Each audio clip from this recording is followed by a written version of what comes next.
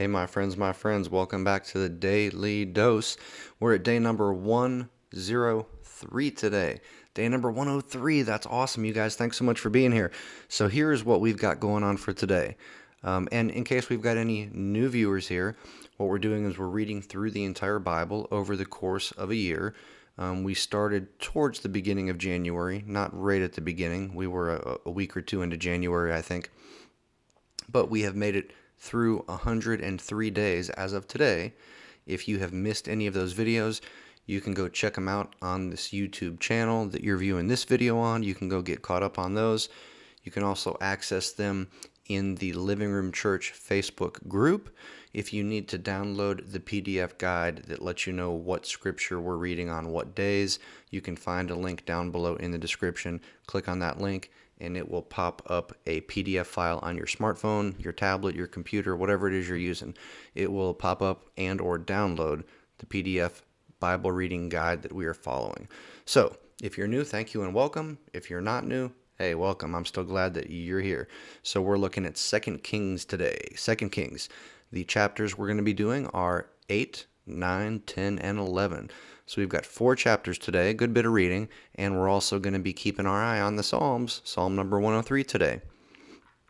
So, like I said, we've got quite a bit to go over, so we'll just jump right in, right now, right now.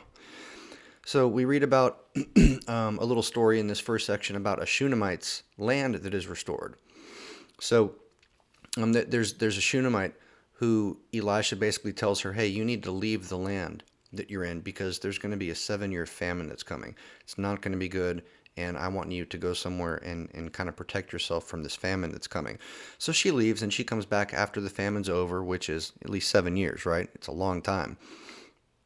I guess when she leaves, something happens to her land. I guess her land is appropriated by the king or by somebody. Apparently somebody comes and takes control or tries to take ownership of her land. Because what we read is that she ends up coming back and the king finds out and the king gives her back the land that she had kind of temporarily abandoned. So I don't know exactly what happened to the land or who it went to, but it was in someone else's possession apparently. And then the king gives it back to its rightful owner when she returns. So anyways, from that point, we go on and we move on to a little story.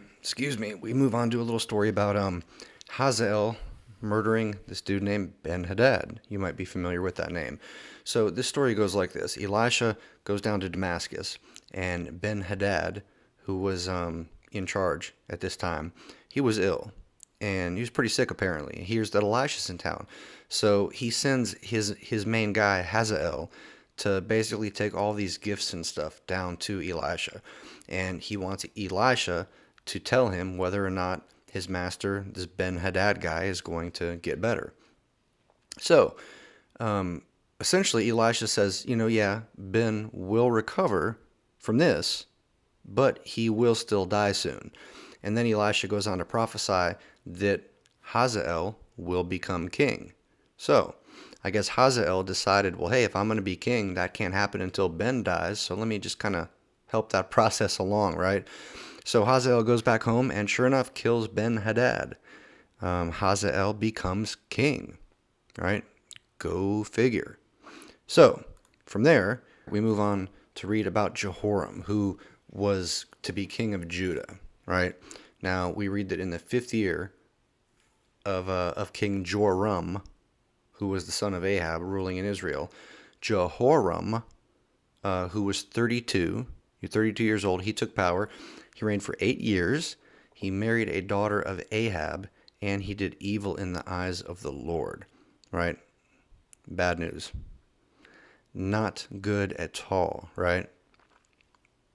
So from there, we move on to read about Ahaziah, another king of Judah. So in the 12th year of King Joram, again, the son of Ahab, who was ruling in Israel, Ahaziah was 22 when he took power. He reigned for only 1 year, just one. He also did evil in the sight of the Lord, unfortunately. From there, we go on to read about, now we're switching. We were looking at a couple of kings from the Judah region. Now we're going back to the Samaria, the Israel region. we're going to read a little bit about Jehu being anointed as king of Israel. Okay, so now Jehu, well, here's how it goes. So Elisha basically sends one of his prophets to go find this guy Jehu, because Elisha knows that this is going to be the next king that we need to anoint. So Elisha apparently has like a following of other prophets that hang out with him.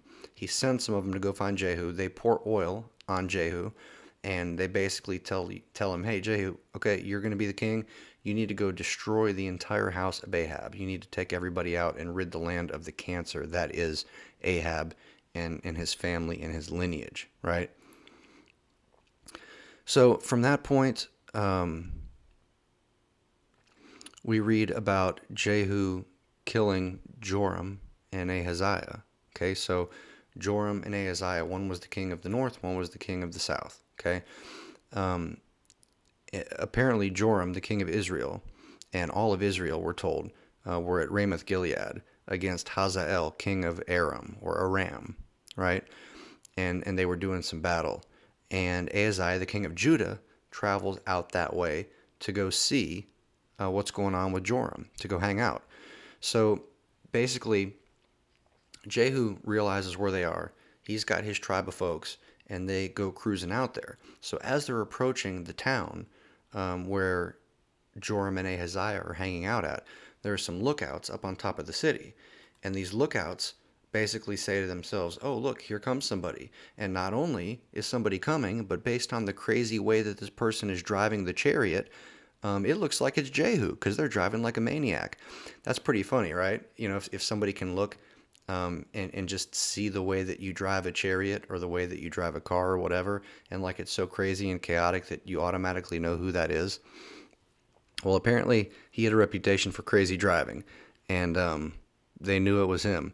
So he's coming down into this valley at Jezreel, and when he approaches, like I said, the city lookouts see him, they assume that it's him, and they notify the people in camp, the powers that be. So Joram and Ahaziah end up mounting up on their chariots, and they go ride out to meet Jehu. They end up exchanging words. Jehu's like, no, I'm not your homie. I'm here to end all this. And then Joram and Ahaziah take off. So Jehu shoots an arrow, and it goes right through Joram's heart. Bon Jovi style, right? Shot through the heart. Sorry, bad joke. So basically Joram dies right there. Now Ahaziah, we read, ends up getting wounded. Okay? He simply gets wounded. He does not die right then and there on the spot. But he makes it to Megiddo, and he basically dies there. So the next little section that we read talks about Jezebel being killed. Okay, so Jehu makes his way out to the outskirts of where Jezebel lives. So Jezebel is inside the city. She is somewhere inside the city, but she has a view outside of a window, or maybe looking over the wall, something like that. She's able to see outside. So Jehu gets outside the city wall. Jezebel sees him out the window, and they're carrying on a brief kind of conversation, argument sort of thing. Jehu yells up there to the people that were near her, who may have been her servants or bodyguards or something, and Jehu says, hey, I want you to throw her out the window. And they listen. They chunk her out the window. Splat, right? So Jezebel's toast. It's a done deal for Jezebel. From there we read that Ahab's family is killed, which is exactly what Elisha's prophets had told Jehu he needed to do when they came and found him, right? So Ahab had 70 sons that were in Samaria. Jehu sends a letter and tells the elders of Samaria, look, basically all heck is going to come down on you guys if you guys don't cut off their heads. So the elders do that because they were afraid of Jehu and they had fear of the Lord. Jehu goes on to kill all of Ahab's other relatives, okay? All of the servants of Baal in the land were also to be killed, right? So there were a lot of prophets and prophetesses of this pagan god Baal, shrine prostitutes, and all kinds of things of that nature, right? So basically Jehu says, hey, we're going to have this party in honor of Baal, and I need all of you Baal servants to come. And he's doing this just to get everybody in one place so he can take them all out and execute God's judgment on them. So that's exactly what he does. But we're told that even though he did that, which was right before the Lord, he did not get rid of the golden calves that were at Bethel and Dan, unfortunately. All right, so from there we read that later on Jehu ends up dying, and he has a son named Jehoahaz who succeeds him. Jehu had reigned for 28 years, we're told. From there we move on to a story about Athaliah and Joash. Okay, so Athaliah was Ahaziah's mom, right? One of the two kings that we read about getting killed earlier when Jehu rolled up on him. So Ahaziah's mom finds out that he's dead, that he gets killed, and so she flips out and she starts killing, like she's trying to kill the entire royal family so that there's no heirs and that she can, retain power, apparently. However, Jehosheba, who was a daughter of King Jehoram, she takes Joash, one of the heirs to the throne, and she hides him for the entire 6 years that Athaliah, aka Ahaziah's mom, while she rules for 6 years, right? The heir to the throne, this Joash, is hidden away. In the 7th year, we read that Joash happened to be 7 years old, and Jehoiada, the priest at the time, decided it was basically time to crown the new king. So Athaliah is put to death, and Joash is made king. And not just made king, but made king at 7 years old, right? That is young. That is staggeringly young. Can you imagine if, like, the president of the United States was like 8 or 9 years old or something? That would be total chaos. So anyways, that's all the time we've got for today, you guys. I appreciate you sticking around, and thank you so much for joining me, and we will be back again to do it tomorrow. Thank you, and until we meet again, deuces. Have a great day.